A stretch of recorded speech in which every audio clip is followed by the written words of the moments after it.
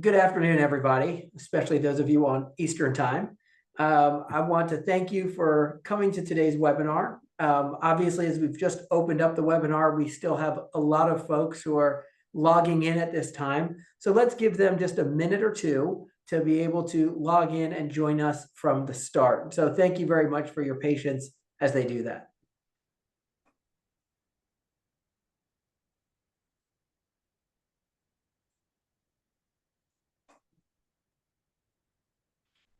Joe, I like your background. Is this your house, or is this your dream house, or what's the deal? I thought that I was at your vacation place. That's what I thought.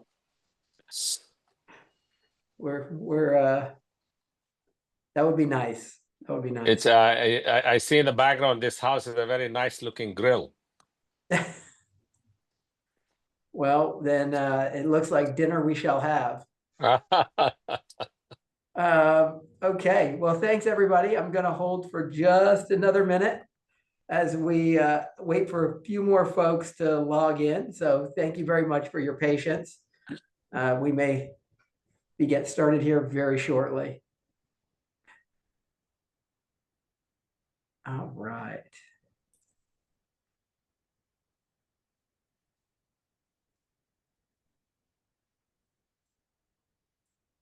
Okay.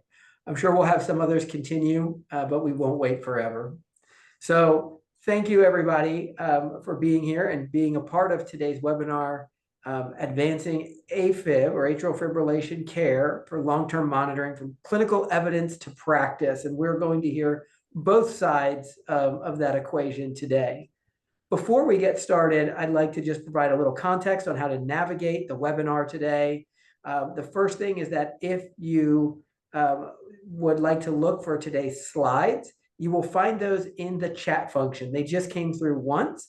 Folks that join later will not be able to see the chat function from prior to when they joined the webinar. So you will see that chat kind of trigger a few times throughout this call. And each time it'll just be us putting in the slides or a link to the slides in PDF format. So once you get them one time, you do not need to go out and download them again. They'll just be reposted multiple times during the session today.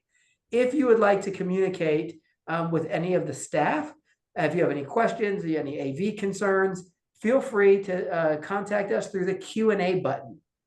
I'd also like you throughout the conversation today and through the presentations to enter any questions you have using the Q&A button as well. And then we will most likely save all of those questions until the end. But again, it is a way to communicate with both the logistical team for this webinar, as well as to queue up your questions for the presenters. So thank you for that. Excited for today's webinar. I know maybe some of you have already made it through a couple of the slides if you downloaded them quickly, but it is going to be packed with incredible information for you today. And I'm thrilled that we have both of our presenters here with us. The first is Dr. Kolumbawala. He's a clinical cardiac electrophysiologist with Houston Heart Rhythm and AFib Centers of America. And then we also have Dr. DJ Laccaretti, who's the Executive Medical Director of Kansas City Heart Rhythm Institute. Their credentials and qualifications go well beyond what I have just said, and they have gone well beyond exactly what they've indicated as well. And so each will have their own introductory slide and multiple bylines, if you will, and even those were probably truncated by our presenters. So we're just thrilled to have both of them here today. Their qualifications and experience go well beyond even what you're going to be exposed to by them. So thank you, Dr. Kolumbawala and Dr. Laccaretti, for joining us today. What I'd also like to do as my final note is I'd like to thank Medtronic. Medtronic did provide an educational grant for this webinar that MedAxiom has controlled. And so therefore, they have made this education today for you all possible. So a big thanks to Medtronic. With that, I'd really like to turn it over to you, Dr. Laccaretti, and have you present your slides. And then when you're finished to introduce Dr. Kolumbawala, have him do his own introduction at that point and walk through his slides as well. And then we will have plenty of time for Q&A and dialogue after 2 short presentations. So thanks everybody for being here. Dr. Laccaretti, I'd like to turn it over to you. Thank you, Joe. So I think this is an important question that keeps popping up as we continue to manage patients in the cardiovascular space.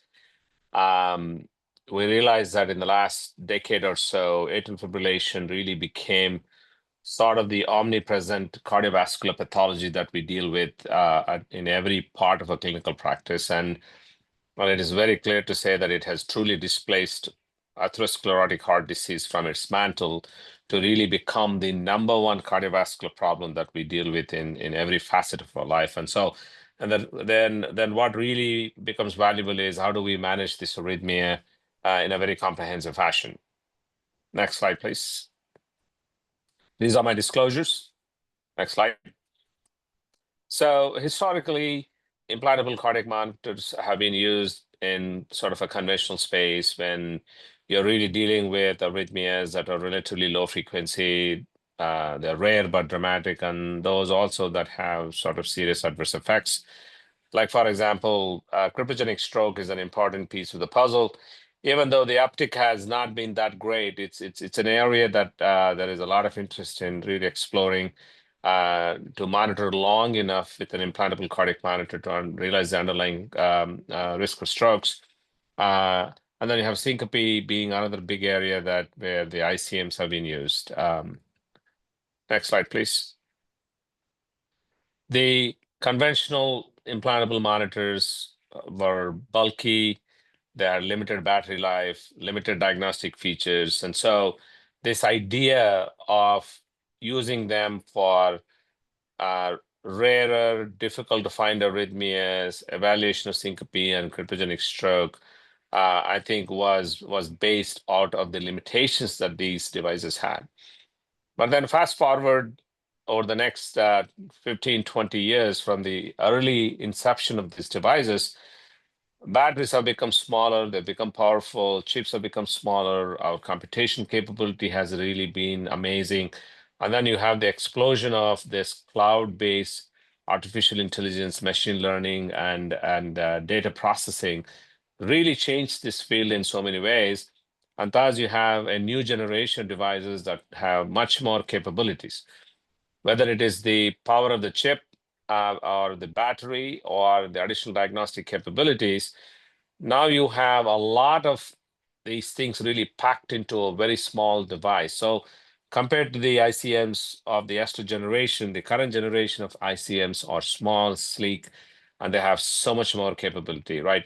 You have much longer battery life, improved fidelity, cloud-based computing, PVC counters, heart rate variability parameters, great thoracic impedance that is reliable, and determination of arrhythmia burden, right? So all of a sudden, you move from a diagnostic realm to more of a chronic disease management process, whether it is arrhythmias like atrial fibrillation or looking for cryptogenic stroke and unveiling atrial fibrillation that is oftentimes the perpetrator. With COVID, we learned a lot more about the effects of viral infections of the cardiac muscle, including the conduction system and the cardiac arrhythmias that come along with it. And then you have heart failure diagnostics, ischemia monitoring. The entire umbrella of the cardiac dysautonomias, I think, is equally more exciting and interesting, right? So this is the reason why I think the ICMs are prime time and they're ready for chronic disease management in ways that we haven't really explored them in the past. Next slide, please. So let's talk a little bit about atrial fibrillation and long-term monitoring. So when we all understand that, next slide, atrial fibrillation is a widely prevalent disease.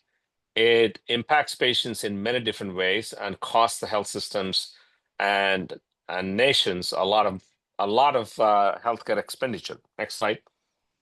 To really put a number on this, an average of about 5 million people in the United States are impacted by it, and that number only keeps growing.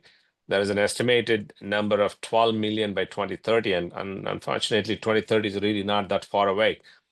whether it's strokes or the heart failures or the progressive risk of premature dementia, sudden cardiac arrest, impact on quality of life, deaths, and healthcare expenditure really puts atrial fibrillation at the front and center of discussion for cardiovascular medicine. Next slide. So there are many points of interventions, and their impact on outcomes has been well studied, right? So as people of medicine, we are almost always taught to really dig deeper and dive to really look at molecular aspects, the tissue aspects of it, and the organ level impact, and then how do you really modulate the whole autonomic nervous system and the central nervous system based interventions. So every disease is dealt with at many levels, but then the incremental impact that some of these innovations have oftentimes falls short the hope and hype that is brought by that. While all along we have the macro facets of interventions that we haven't really paid attention to. And those, what I prefer to call them, are called the macro interventions that need to be done at a 5,000-foot level, right? That includes risk factor modification and the importance of regulating the risk factors and really targeting them in a specified fashion. Improving access to specialized care. And one of the concepts that our group had worked on in the past was the emergency room to electrophysiology process, where you cut out all the red tape in between, and how do you really change the access from a point of care contact directly to a subspecialist who can manage these patients really well.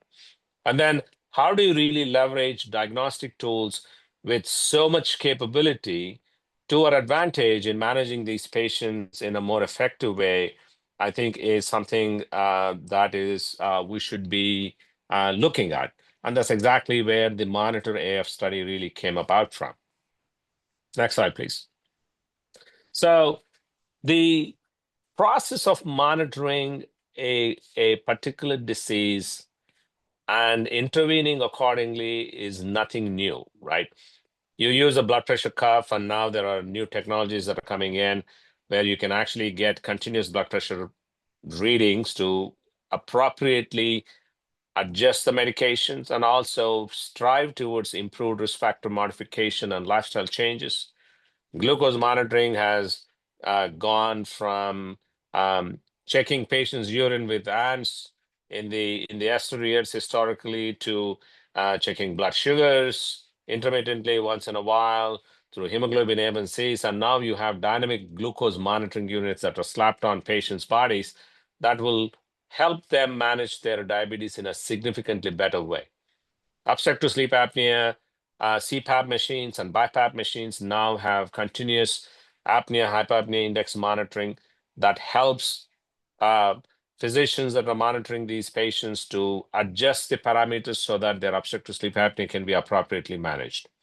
Similarly, patients with COPDs and instant spirometry units that can help these patients really get a better sense of managing their COPD.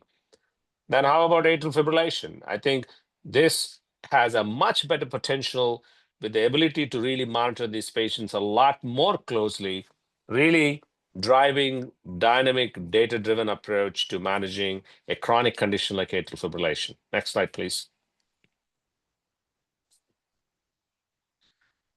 Several types of monitors are available. Some used for initial diagnosis, some for AAD management, post-ablation, decisions regarding initiation or reinitiation of antiarrhythmic drugs or oral anticoagulants. But the problem comes in, how long can you monitor using these tools that are external? What is the quality and the fidelity of the data? The number of false positives is significantly high. Patient comfort with skin irritation and other things. And sometimes patients don't have symptoms, so they can't really wear them. The devices don't really last long enough. And the overall additive costs and who's going to monitor them and how all of this really come into the play. Next slide. So the Monitor AF was presented as a late breaker and then subsequently published in Heart Rhythm as a full paper. Next slide. Primarily driven by the hypothesis that dynamic continuous long-term monitoring is more effective in patient management than the conventional approach of using intermittent heart rhythm monitors in patients with atrial fibrillation. And then we looked at the atrial fibrillation outcomes on many fronts. Next slide. So this is a multi-institutional registry. ICM arm included all those patients who had implantable loop recorders placed for atrial fibrillation management. And the non-ICM were the traditional monitors through the EKG, 7-day Holters, or event recorders. And obviously, we excluded all the patients that have implantable cardiac devices like pacemakers and ICDs. And these patients were followed for at least 12 months. Next slide, please. Next slide. So this is kind of a good example of a patient that has been part of the Monitor AF, where you have the dashboard that clearly tells you the number of episodes of atrial fibrillation, their overall exercise capacity, heart rate variability, ventricular rates, and see how good their rhythm control and rate control has been, all of which really drive a decision making, either with the adjustment of medications, needing cardioversions or intervention with catheter ablation. So many of these factors are driven by this data that keeps coming in. Next slide, please. So these are baseline characteristics of people.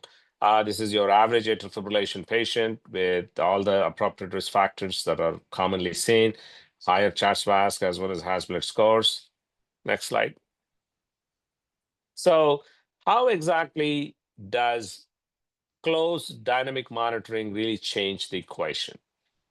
And what you see here is very compelling. Access to electrophysiologists is 100% because the moment there is an ILR, you will end up seeing a cardiologist who subsequently or directly will enable a visit to the electrophysiologist.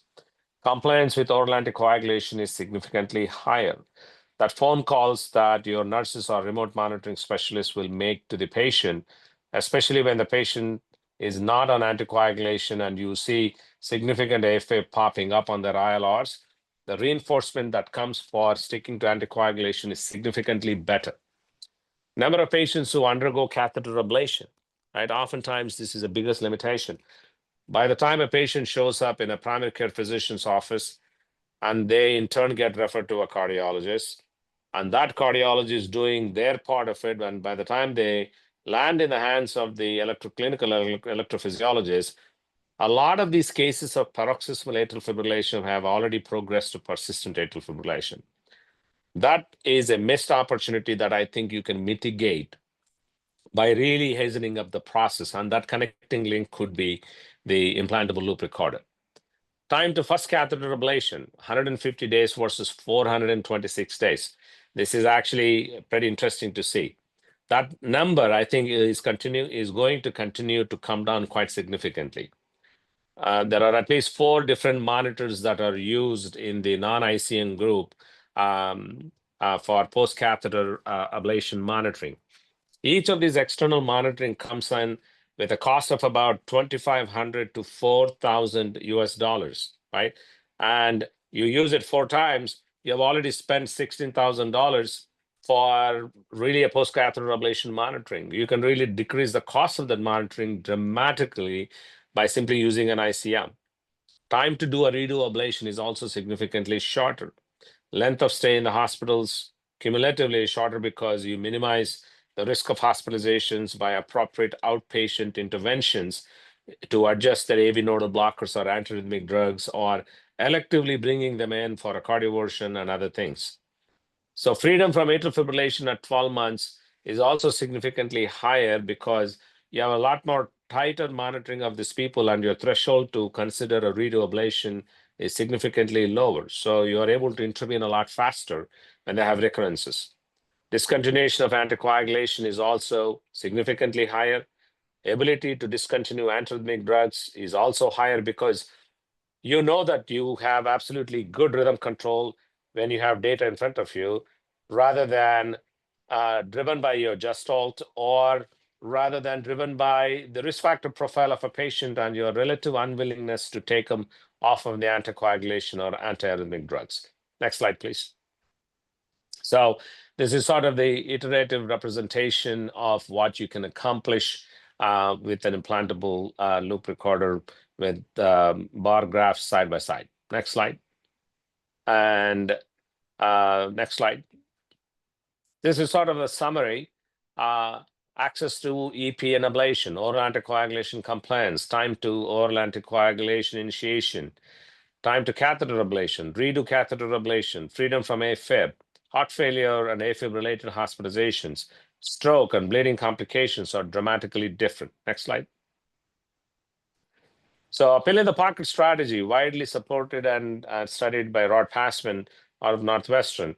I think something like this would only be possible by having an implantable loop recorder. I think it's an exciting area where one can really think about not occluding every left atrial appendage in every patient that have left atrial AFibs or having AFib ablations, right? I think this would be a great strategy to think about, especially those patients who are sort of right on the border, right? So the lower CHA2DS2-VASc scores that still are required to be an oral anticoagulation, a pill in the pocket oral anticoagulation may not be an unreasonable strategy. Next slide, please. So cryptogenic stroke and long-term monitoring. I think I want to spend a couple of seconds on this. Next slide. We know that the cardioembolic events oftentimes are difficult to find the underlying etiology. They constitute about 25% of all the ischemic strokes. After a thorough workup, you have a large chunk of patients who still label cryptogenic stroke, and they get discharged from most of the stroke centers. Next slide. Traditionally, 24-hour Holters, a week event recorders, or a 14-day, 30-day cardiac mobile monitors are used. Very few neurologists actually prescribe for implantable loop recorders. Even though the Crystal AF study was published in the year 2014, 11 years after this study clearly showed the superiority of implantable loop recorders. Next slide. In recognizing atrial fibrillation or unveiling atrial fibrillation as the underlying etiology of these cryptogenic strokes or cardioembolic events, at 8 to 9 times higher, the diagnostic yield of an implantable monitor is 9 times better than the conventional monitors. The uptick of ICMs in clinical practice has still been abysmal. In fact, at Health Corporation of America, our health system, we initiated a clinical trial with the help of HCA, getting to the bottom of the stroke in patients with atrial fibrillation. We have put in a concerted effort in really understanding the cryptogenic stroke and really leveraging an implantable loop recorder in managing these patients and identifying and unveiling atrial fibrillation as a root cause. And we had great success with that. Next slide. And what happens to patients after stroke? And how do you really do long-term monitoring and interventions in these patients? Next slide. A lot of patients who have a stroke are reduced to and relegated to nursing homes and stroke recovery centers with really no hope. And this is an interesting study called the Rescue Stroke, where we actively implanted loop monitors in these patients. And we pursued catheter ablation and appendage occlusion in these patients to see if that would change the trajectory of recovery for these patients. What you see here is incredibly important. In this little pilot study that we did, the modified ranking scores of patients is dramatically different at 6 months and 12 months. Their neurological recovery is significantly better. The overall outcomes, including the repeated cerebrovascular events and TIAs, are dramatically improved. Major bleeding complications are lower. AFib-related hospitalizations and the cumulative cardiovascular outcomes are at least 3 times better than those patients who do not undergo catheter ablation or have access to implantable loop recorders. I think this is an area that needs to be further explored. We have a large randomized controlled trial, multi-centered, multinational, that is in play now. We'll have some of these results back to you in the next 2 to 3 years. Next slide, please. So this is, again, an interesting concept. We know that atrial fibrillation can cause strokes. That, how about the reverse? Can a stroke actually lead to atrial fibrillation? I think there is a lot of emerging data on this front. where, next slide, where you can see that the involvement of the insula or the periaqueductal gray matter or amygdala increases the risk of cardiac arrhythmia by 7 times, while there is also opportunities for myocardial injury in the form of Takotsubo cardiomyopathy or heart failure. You can have coronary vasospasm resulting in sudden cardiac death. So this whole concept of dysregulation of the autonomic nervous system with exaggerated cortisol response and catecholinergic surge with a high systemic inflammatory marker levels, I think increases the atrial vulnerability, putting these patients at a higher risk for AFib. So it really becomes important to diagnose this atrial fibrillation after stroke, which is seen in anywhere between 7 to 25% with prolonged monitoring. So I think this is an area of great interest for us, and we would like to explore this more. And it's important to explore this further because this is kind of creates this vicious loop of stroke causing AFib and AFib leading to more strokes. So next slide. To summarize, I would say insertable cardiac monitors can be very helpful in the diagnosis, classification of the arrhythmia and assessing the burden, active monitoring for drug therapy and timing of ablation, prognostication for ablation outcomes, and then monitoring patients post-ablation, looking for early recurrences, reinterventions, and outcomes and all. So that's all I have to share. Thank you very much for the opportunity.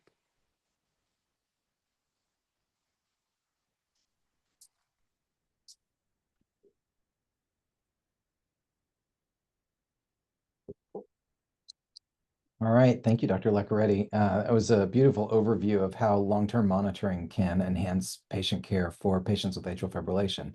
And I completely agree with you, and I wholeheartedly support the use of implantable monitors. I use them as well in my practice, and I have been for a very long time, and I've seen the benefits. But I have to share with all of you what a consequence of the use of these remote monitors can be. And so if you'll advance the next slide.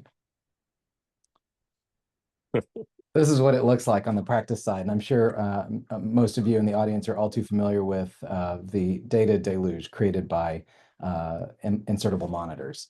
And so next slide.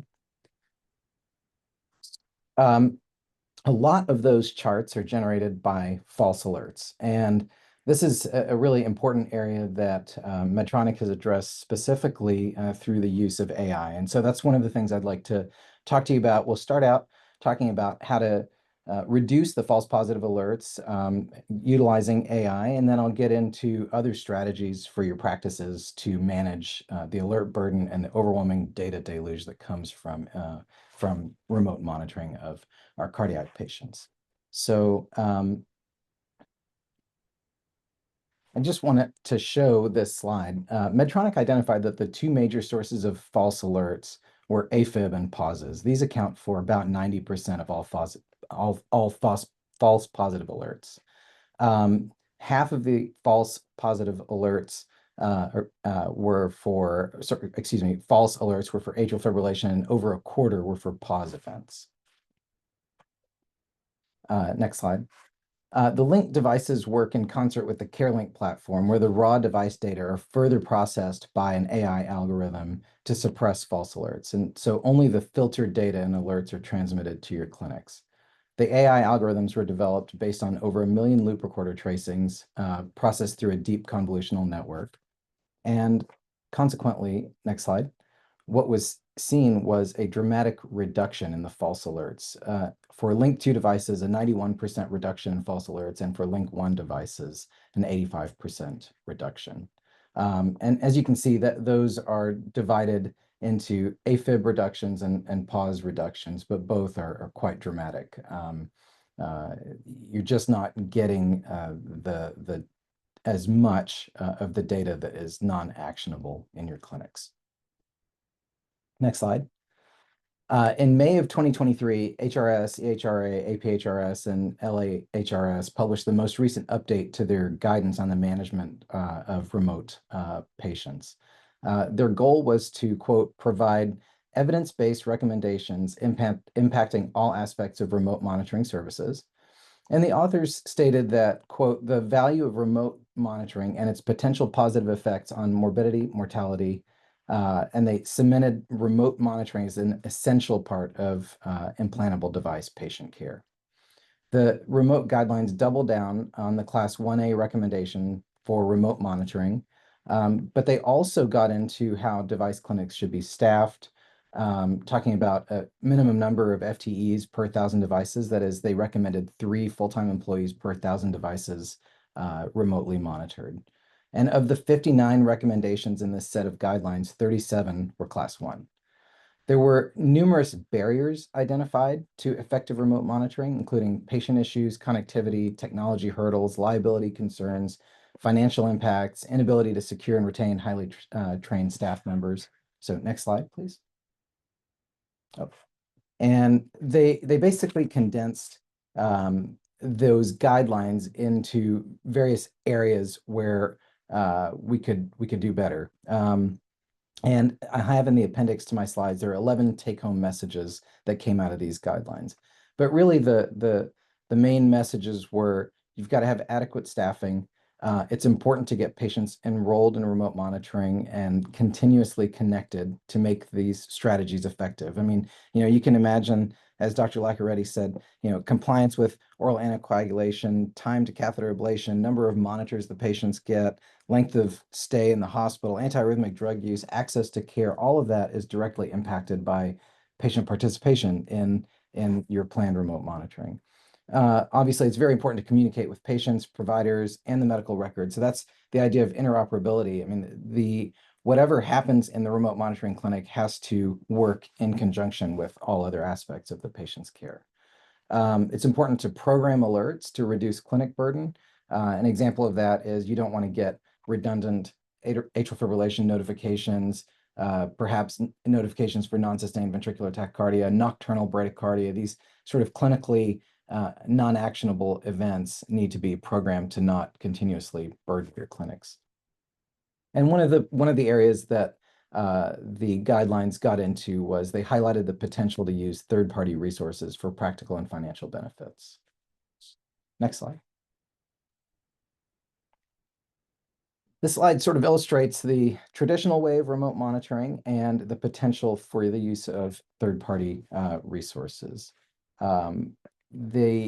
I want to talk a little bit about third-party, and it's important to note I'm Chief Medical Officer of Octagos, which is a third-party remote monitoring platform. Traditional follow-up requires accessing multiple vendor platforms. Device clinic staff have to adjudicate clinical events. They then correlate those to the patient's medical records. And often, as many of you know, the device data does not work in conjunction with the medical record. And so now they're accessing a separate system to look into the patient's history. Then they've got to generate a report. They've got to communicate with providers. In addition to that, in addition to all of those services that the device clinic provides, and specifically as it relates to remote monitoring, they're also responsible for ensuring patients are connected. Patients call in, they have trouble getting their monitors connected. They perform billing tasks, they schedule, they do in-person checks, and so on. And so, as you can imagine, this stretches our device clinics really, really thin. And the overall burden associated with remote follow-up is just overwhelming, as many of you know all too well. And that becomes very apparent when even one person goes out of the office for maternity leave or vacation or illness, or maybe they found a different position.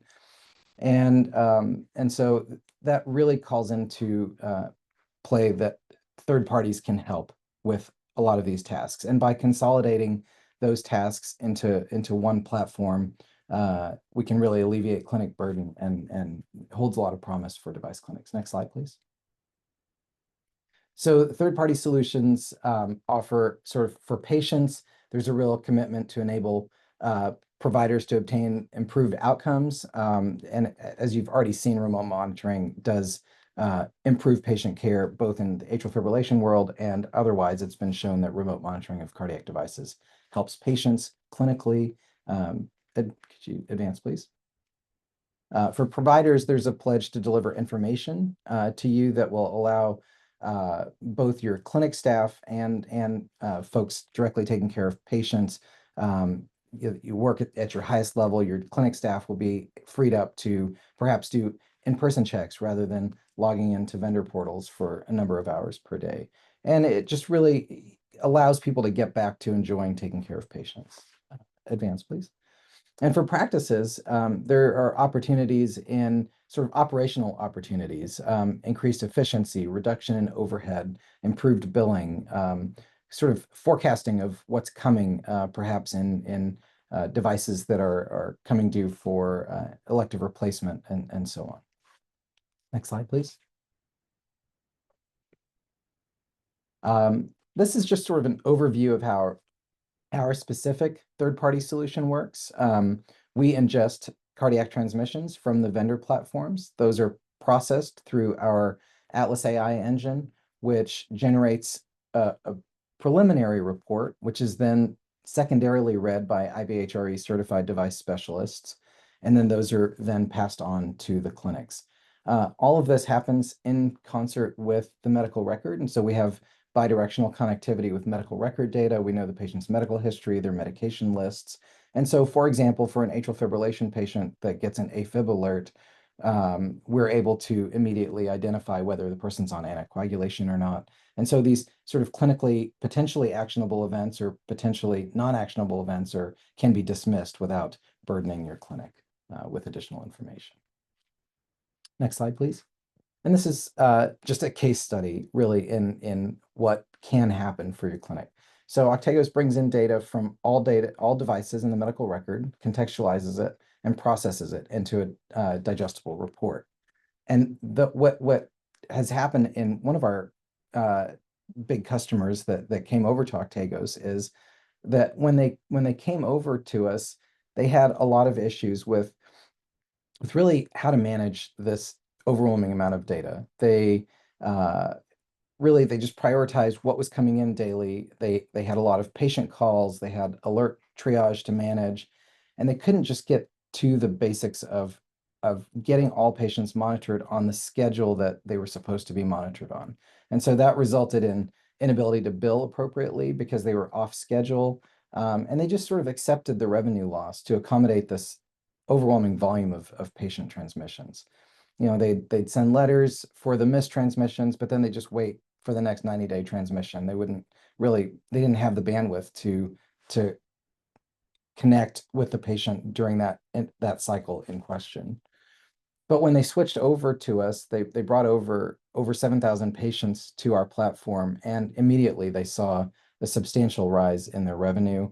Their billing efficiency went up, their patient care went up, the device clinic staff overall happiness went up. And so they went from underachieving in quality and having a sort of avoidable errors to a system that really worked well for them. Next slide, please. And so as far as a third-party remote monitoring solution, they really had an all-in-one solution. They had software that worked with their medical record, automated a lot of the tasks that were burdensome for the clinic staff, and really helped them to take better care of their patients. So with that, I'll conclude, and thank you for your attention. Well, thanks to you both for very educational presentation there, both on the clinical side and certainly on the practical and implementation side as well. I think that what I'd like to do now actually is open up the Q&A again. So down on the lower right side of your screen would be the Q&A button, and you're able to submit questions that you have through that pathway now. And we'll continue to monitor those and accept those and hand those off to the presenters. So as we're waiting for some of those to come in, a question that I have every time I see a study like Monitor AF done, I always want to know what prompted you to do that? What was the need you saw to actually undertake that study? And then maybe some of the additional learnings that didn't have a chance to make it into the presentation. It's a great question, Joe.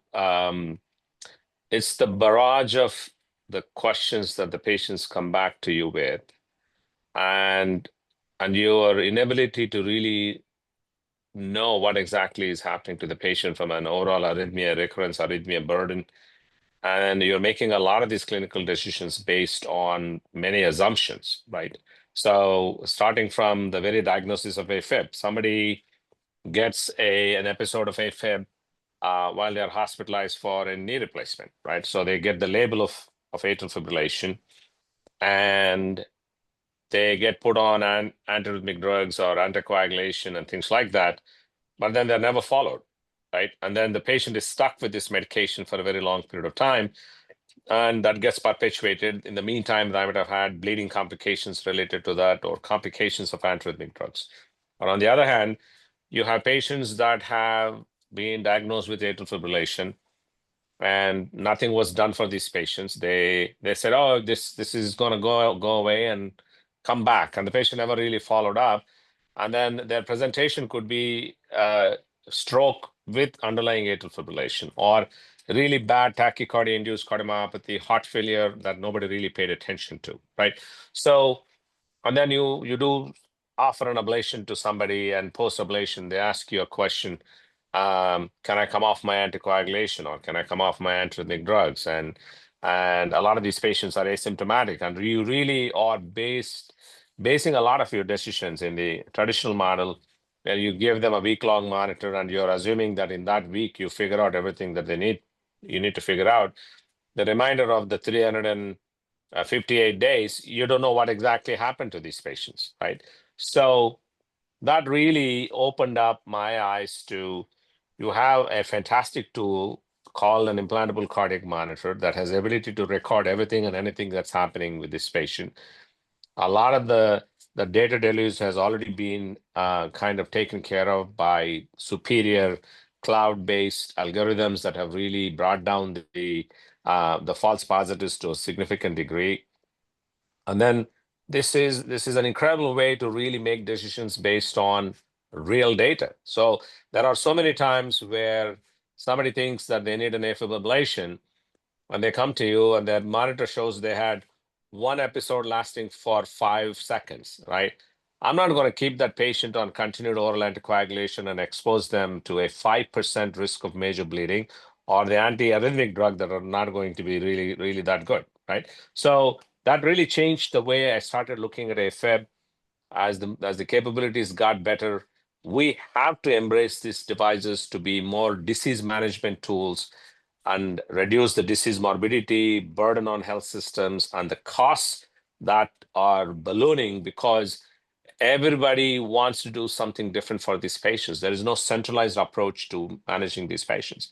I think that's what these monitoring devices would give us control of.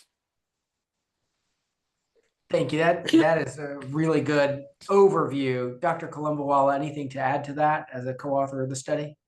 Yeah, no, I mean, for a long time, we took care of AFib patients sort of blind to what was really going on in the background. I think that implantable monitors give us, full disclosure, and it helps the conversation with patients when they return for follow-up. Patients have symptoms that are sometimes otherwise inexplicable without, eyes on the rhythm. When we have complete access to what has been going on clinically, it really informs the conversation, and it allows patients to help take better care of themselves, just in terms of understanding their own disease state better. Okay. What is the response from patients with that monitor? So now all of a sudden they're getting an ICM, and we did a presentation recently with Dr. Sam Sears, who talks about the patient experience side. And I don't mean the patient experience of being in the office and how long do I have to wait and how nice was everybody, but them going back to live their lives with that monitor in. What can I do? What can I not do? How is this being monitored?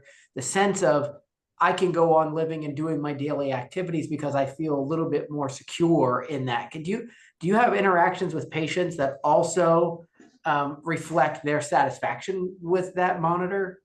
Yeah, I can, if I could just answer that, because I can give you sort of the one-liner, which is that when I first started using the old implantable monitors to take care of AFib patients, meaning not the miniaturized ones that we use nowadays, the ones that required a small incision and insertion of a memory stick-sized device. The first time I used one of those in a patient who I had monitored over and over using external monitors, he said, why didn't we just do this in the first place? So, I mean, if that, I mean, that seems to be the universal response to this. Nobody wants an external monitor that often needs to be repeated over and over again. They develop skin welts from the electrodes, that sort of thing. I mean, there's a place for each type, really, but by and large, for the longitudinal management of a chronic disease state, it just makes sense to use an implantable device. I mean, to add on to Dr. Colombo's commentary, I think when patients really understand that atrial fibrillation is a chronic disease, right? Like coronary artery disease or atherosclerosis, we don't cure AFib. We manage AFib. We contain it. We sort of decrease the burden and keep them at bay.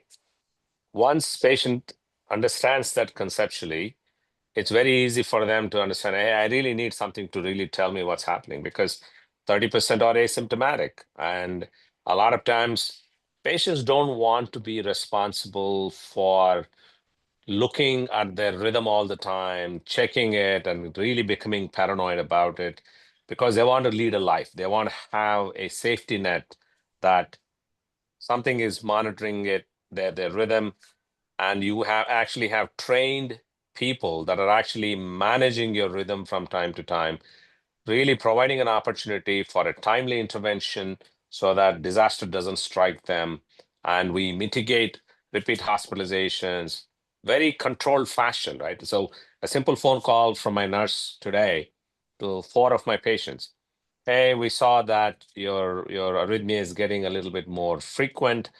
How about just increase that flecainide from 100 to 150 milligrams twice a day, take a little beta blocker, and we will see you back in the clinic in 4 weeks, instead of telling that patient to run to the emergency room, right?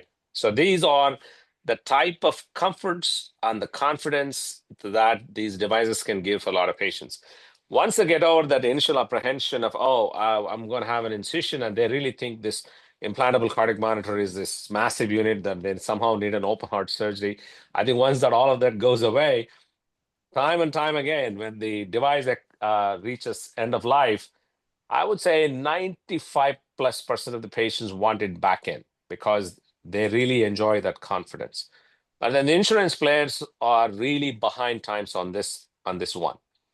What a typical third-party payer doesn't realize is, in managing atrial fibrillation with these external monitors, they are spending a lot more money than they would otherwise spend on ICMs or the long-term monitoring involved in this whole process. So hopefully, with increased education and value proposition that can be built in, third-party payers should realize it's a no-brainer. Yeah. That's interesting. I think on both of you had comments that just stuck out with me. Number one is obviously, what is the ROI? What is the value case there for the payers? What is the experience for the patient? What is the clinical utility? But then also, Dr. Colombo, you talking about patient preference in terms of wearables versus implantables, and again, welts from electrodes and so forth. So taking a look at that, I'm curious of two things really is, what percentage of your patients are going straight to a monitor, and which one to an implantable monitor, versus those that are doing a wearable and maybe a couple different wearables and then getting a monitor? So what does that look like for you? Is really kind of curious. I think it's really patient specific. I mean, I don't know that applying a percentage to it would necessarily make sense from that standpoint. But Sure. Often there are patients where it makes a clinical difference to know whether they have AFib or not. I mean, that's really the reason to monitor, right? So if somebody's CHA2DS2-VASc score supports the use of anticoagulation, or if you're going to make a different decision regarding their AFib management, maybe they've developed heart failure from AFib, and you really want to be on top of it and catch that early, very early.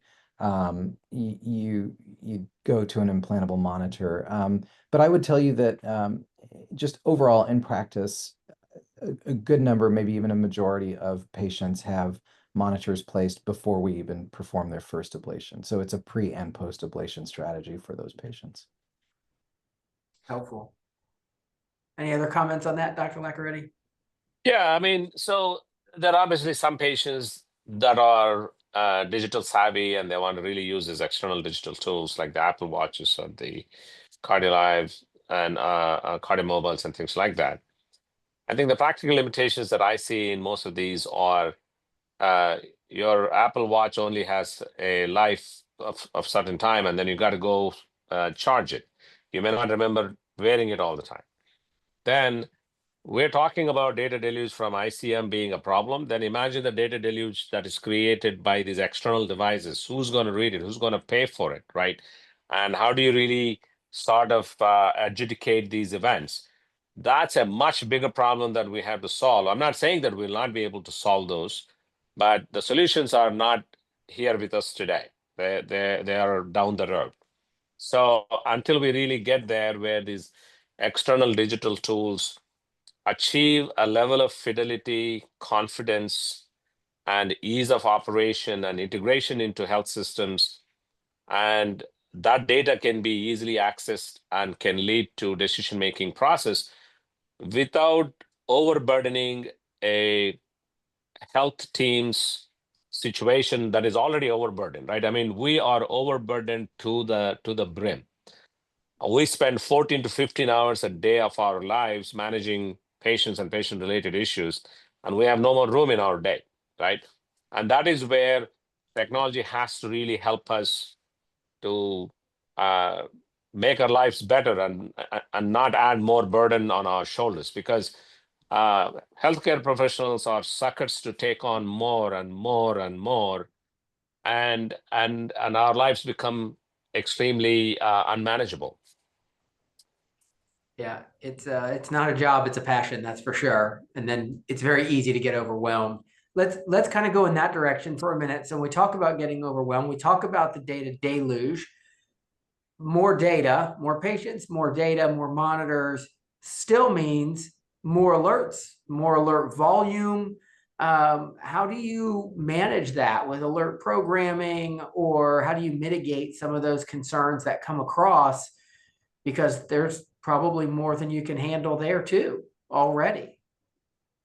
What does that look like? How do you manage those processes on the Maybe monitoring what side? I'll do is I'll give my very superficial overview of it, and then I'll have expert comment on it. My superficial overview of that is, I mean, you have the machine learning brain that comes in with the automated processes that have been configured and created out. And then you have organizations like Octagos that have a whole barrage of specialists that are actually sitting behind their computers and really taking in the feed that comes out after the preliminary culling that happens. And they are looking at these things really in a very focused fashion. They really take the burden off of the shoulders of my team that sits in Kansas City, and they look at the data that has then been passed on to us. So there is obviously a two-brain screening that has already been done. And what I get in my hands are really true actionable items that really need clinical support and a clinical help, right? Decisions regarding adjusting their AV nodal blockers, or bringing them in for a cardioversion, or bringing them into the clinic, right? Or adjusting their diuretics, or putting them back on anticoagulation. And that is okay. And that's actually good patient care, which otherwise we would not be providing, that could have resulted in a stroke, or that could have resulted in a heart failure admission, right? Or the patient has not been appropriately managed.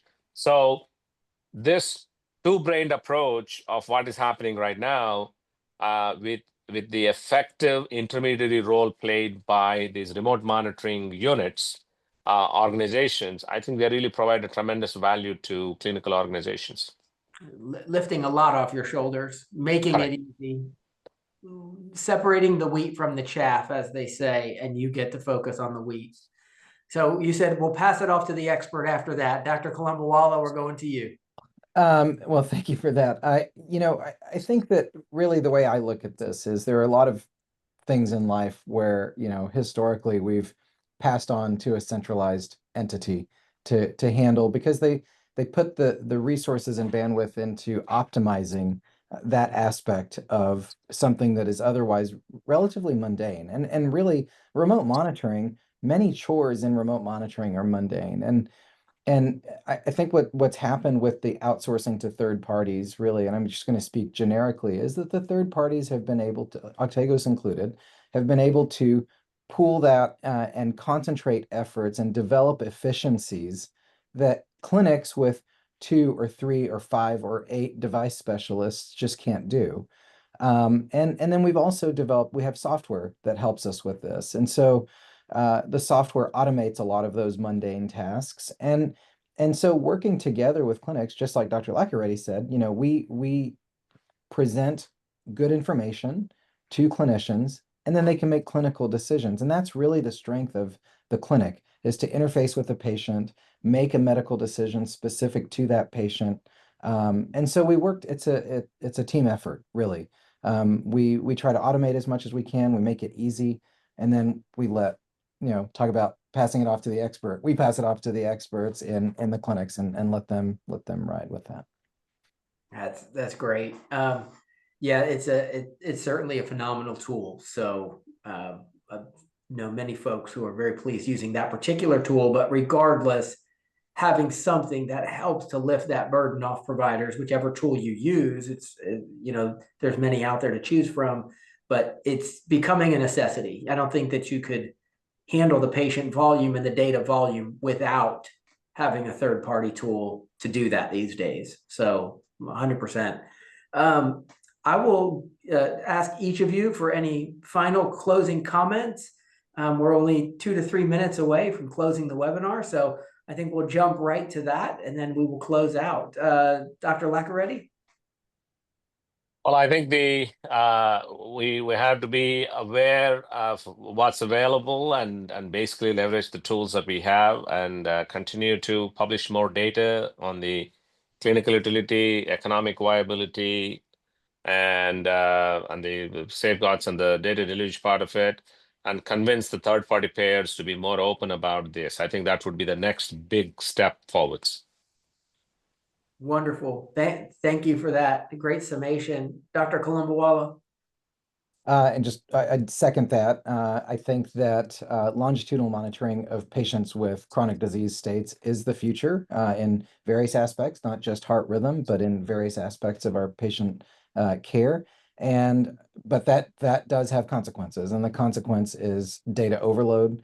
And I think it's important to consider at least partnering with other organizations to help improve clinical, operational, and financial opportunities for your practices. I appreciate it. Well, thank you everybody for joining us today. I hope you appreciated today's webinar. I want to thank both of our speakers, Dr. Lackaretti and Dr. Kolumbawala, for contributing and for taking the time to present this education to us. We will be able to take any questions that you have later and pass those on to the speakers, as well as we will distribute the slides again through email as well. This will also be available on demand in the MedAxiom Academy, should you like to share this with some of your other peers inside of your institutions. So thank you both very much, and thanks to all of you for attending, and that will conclude today's webinar. Thank you.